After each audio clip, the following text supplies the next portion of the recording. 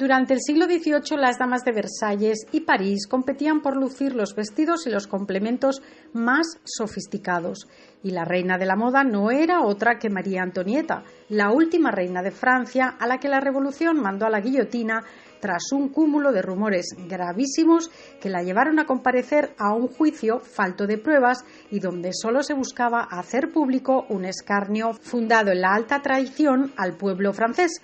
La hija del emperador Francisco José y María Teresa de Austria, casada a los 14 años con el delfín de Francia, Luis XVI, el heredero de la corona, fue quien sin duda alguna marcó el ritmo de la moda en Versalles. Este óleo de Jacques Gautier muestra a la reina presidiendo una reunión y tocando el arpa en 1777 y está en el Museo de Versalles. Eran tiempos en los que se puso de moda entre las aristócratas el vestido a la francesa, un elaborado diseño que constaba de 3 partes: la bata, abierta en su parte delantera y que acababa en cola, la falda y una pieza superior de forma triangular que cubría el torso. El que se muestra aquí es de 1760 y se conserva en el Museo de Arte de Los Ángeles. Las damas cortesanas, nobles y aristócratas aprendían el refinado arte del abanico, que acabaron por ser auténticas obras de arte. Sobre la seda o el papel, sujetado con las varillas de marfil, carey o maderas preciosas, grandes pintores plasmaban refinadas escenas, mientras que los orfebres incrustaban piedras preciosas o hacían bordados con hilo de oro y plata. En una ocasión, José II de Austria comentó que el complicadísimo tocado de su hermana, la reina María Antonieta de Francia, era demasiado ligero y pomposo para sostener una corona. Se refería al sofisticado peinado creado por su peluquero Leonard, llamado puff, y que consistía en una altísima peluca adornada con todo tipo de artificios hasta un galeón encima de la cabeza. Lo cierto es que el emperador de Austria no andaba demasiado equivocado. La pasión de María Antonieta por la moda fue una de las causas del odio que le profesaron los franceses y de su imagen de mujer frívola y derrochadora. Siempre estaba de fiesta y obviamente eran 2 mundos separados e irreconciliables. Vivía a espaldas de un pueblo en la miseria, algo que los ideólogos y ejecutores de su destino aprovecharon para descabezar a la monarquía e instaurar el nuevo modelo de gobierno de corte democrático que se expandiría por gran parte de Europa y siglo y medio después acabó con los zares de Rusia. Al fin y al cabo, estas dinastías, como todas, nacen y se perpetúan sin que sus miembros tengan la culpa de nacer en ellas. Pero no sería justo hacer recaer sobre la reina de Francia toda la culpa de la extravagancia o de la pasión por la indumentaria que reinó en Versalles, porque ya en el siglo XVII la corte francesa se regía por una escrupulosa ley de indumentaria que codificaba la forma de vestir para cada ocasión. En los últimos años del reinado de Luis XIV predominaron los vestidos austeros, de colores oscuros, reflejo del rigor moral que quiso imponer el anciano monarca, pero a su muerte todo cambió. Hombres y mujeres se fueron olvidando del negro o el marrón para decantarse por otros tonos mucho más llamativos. En lugar del paño se introdujeron telas suntuosas y lustrosas como el terciopelo, la seda o el brocado. Los vestidos femeninos adquirieron líneas más sueltas y vaporosas y también más insinuantes. Esta nueva moda fue el reflejo de un cambio cultural y de la transición del barroco al rococó, un periodo este último caracterizado por el espíritu exuberante y excesivo que invadió Versalles y París, la villa y corte, y que desde allí se exportó al resto de las cortes europeas. En el siglo XVIII, la competencia entre las damas de la clase dominante era voraz. El esplendor y la etiqueta de Versalles no permitían utilizar el vestido más que una sola vez. En caso de querer repetir, debían introducir obligatoriamente alguna ligera modificación.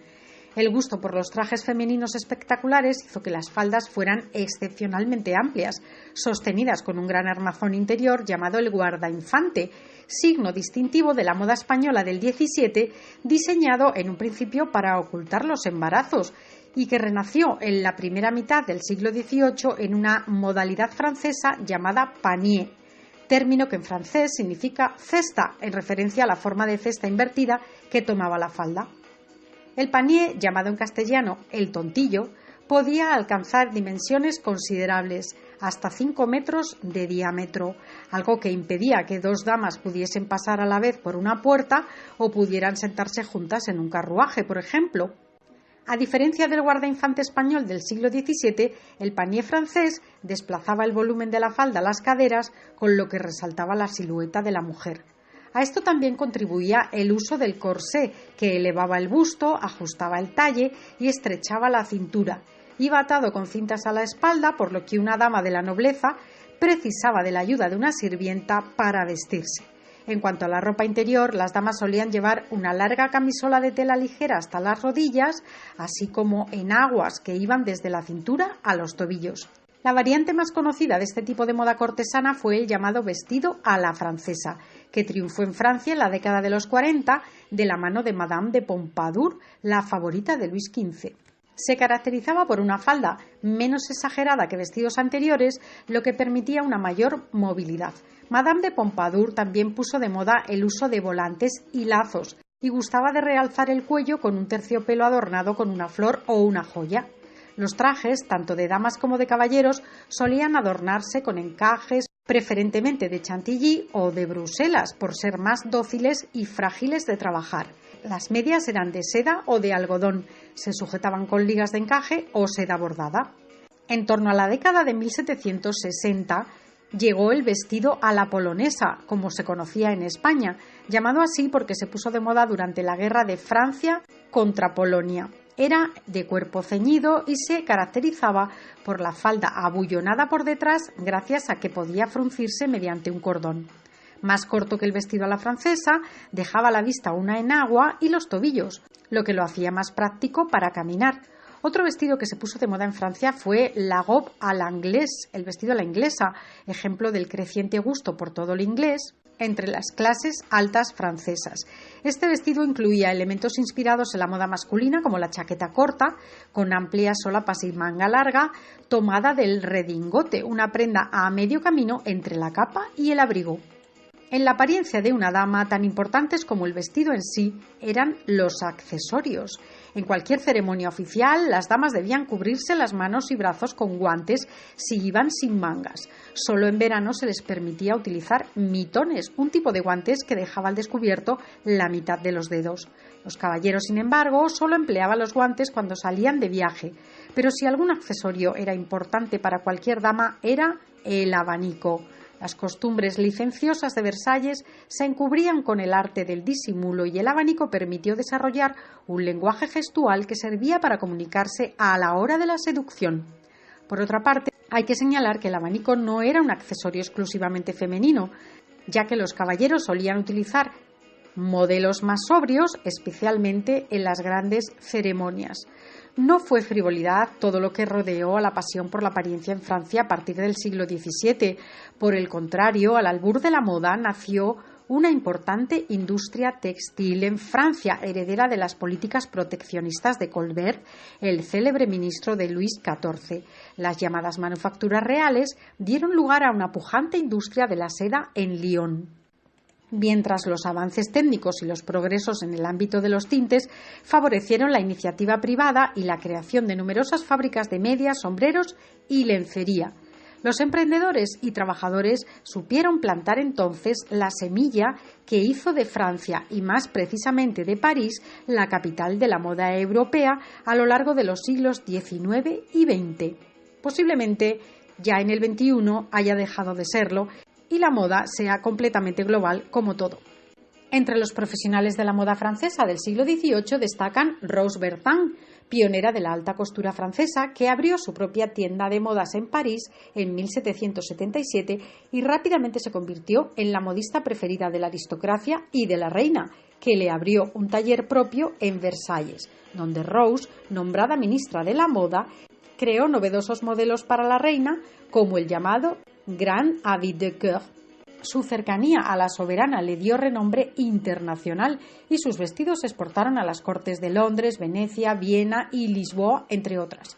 La modista, además, creó unas muñecas que iban ataviadas con sus propios modelos y que o bien se coleccionaban o bien servían para enviarlas a otras cortes europeas, donde a modo de figurines permitían que las damas estuvieran al corriente de la moda francesa y pudieran encargar a Rose Bertin los últimos y más elegantes vestidos.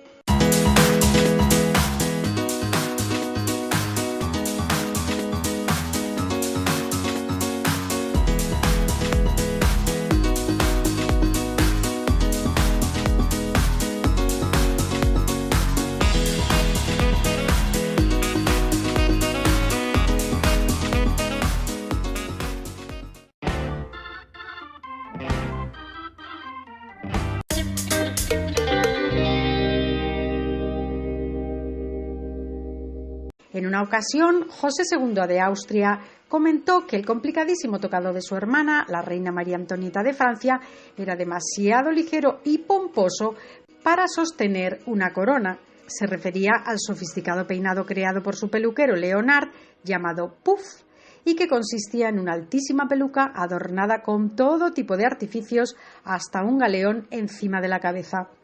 Lo cierto es que el emperador de Austria no andaba demasiado equivocado. La pasión de María Antonieta por la moda fue una de las causas del odio que le profesaron los franceses y de su imagen de mujer frívola y derrochadora. Siempre estaba de fiesta y obviamente eran dos mundos separados e irreconciliables.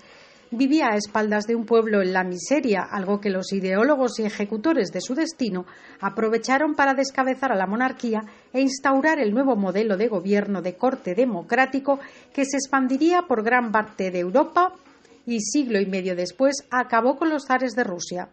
Al fin y al cabo, estas dinastías, como todas, nacen y se perpetúan sin que sus miembros tengan la culpa de nacer en ellas. Pero no sería justo hacer recaer sobre la reina de Francia toda la culpa de la extravagancia o de la pasión por la indumentaria que reinó en Versalles, porque ya en el siglo XVII la corte francesa se regía por una escrupulosa ley de indumentaria que codificaba la forma de vestir para cada ocasión. En los últimos años del reinado de Luis XIV predominaron los vestidos austeros, de colores oscuros, reflejo del rigor moral que quiso imponer el anciano monarca, pero a su muerte todo cambió. Hombres y mujeres se fueron olvidando del negro o el marrón para decantarse por otros tonos mucho más llamativos.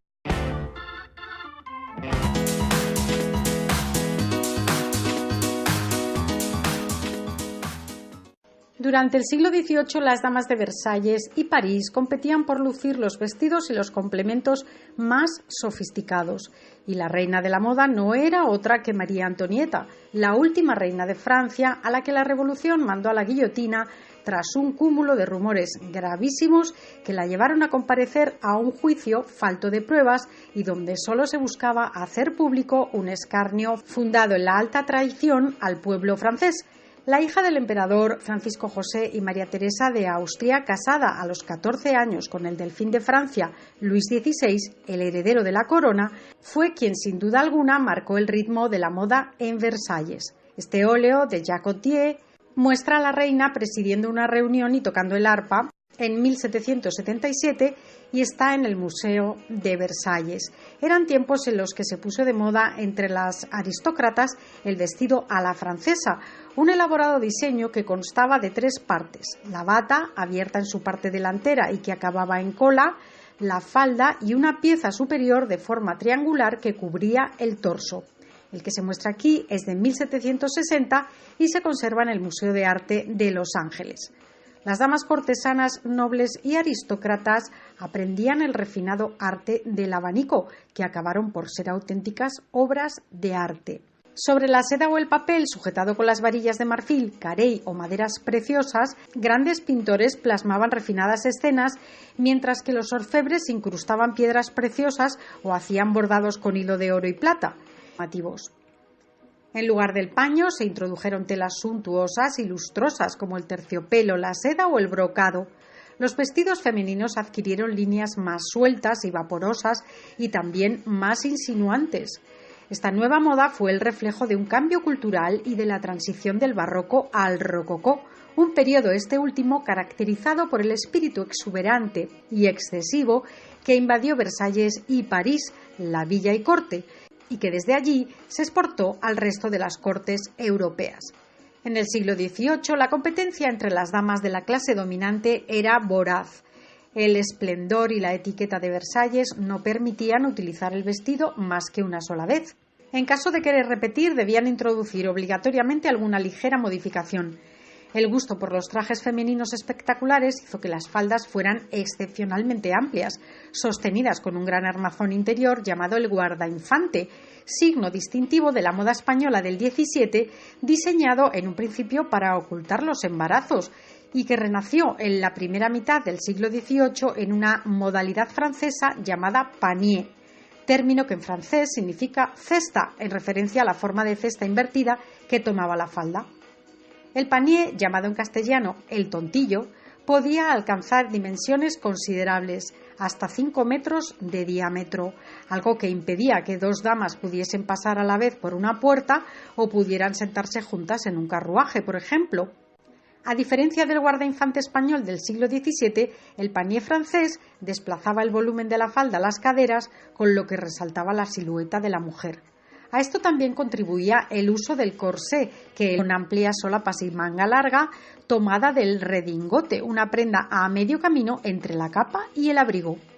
En la apariencia de una dama, tan importantes como el vestido en sí, eran los accesorios.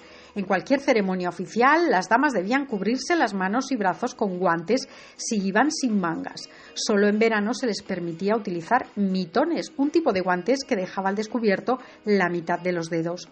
Los caballeros, sin embargo, solo empleaban los guantes cuando salían de viaje. Pero si algún accesorio era importante para cualquier dama, era el abanico. Las costumbres licenciosas de Versalles se encubrían con el arte del disimulo y el abanico permitió desarrollar un lenguaje gestual que servía para comunicarse a la hora de la seducción.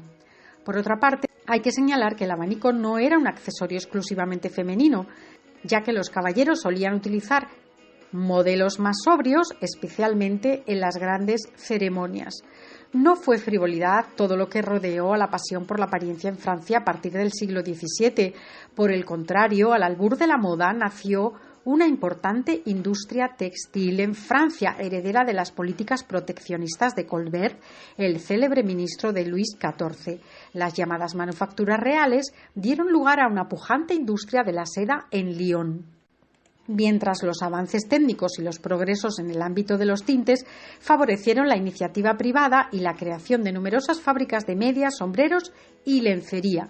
Los emprendedores y trabajadores supieron plantar entonces la semilla que hizo de Francia y más precisamente de París la capital de la moda europea a lo largo de los siglos XIX y XX. Posiblemente elevaba el busto, ajustaba el talle y estrechaba la cintura. Iba atado con cintas a la espalda, por lo que una dama de la nobleza precisaba de la ayuda de una sirvienta para vestirse. En cuanto a la ropa interior, las damas solían llevar una larga camisola de tela ligera hasta las rodillas, así como enaguas que iban desde la cintura a los tobillos. La variante más conocida de este tipo de moda cortesana fue el llamado vestido a la francesa, que triunfó en Francia en la década de los 40 de la mano de Madame de Pompadour, la favorita de Luis XV. Se caracterizaba por una falda menos exagerada que vestidos anteriores, lo que permitía una mayor movilidad.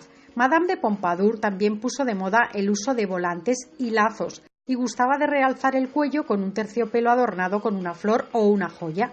Los trajes, tanto de damas como de caballeros, solían adornarse con encajes, preferentemente de chantilly o de Bruselas, por ser más dóciles y frágiles de trabajar. Las medias eran de seda o de algodón, se sujetaban con ligas de encaje o seda bordada. En torno a la década de 1760 llegó el vestido a la polonesa, como se conocía en España, llamado así porque se puso de moda durante la guerra de Francia contra Polonia. Era de cuerpo ceñido y se caracterizaba por la falda abullonada por detrás gracias a que podía fruncirse mediante un cordón. Más corto que el vestido a la francesa, dejaba a la vista una enagua y los tobillos, lo que lo hacía más práctico para caminar. Otro vestido que se puso de moda en Francia fue la robe à l'anglaise, el vestido a la inglesa, ejemplo del creciente gusto por todo el inglés entre las clases altas francesas. Este vestido incluía elementos inspirados en la moda masculina, como la chaqueta corta,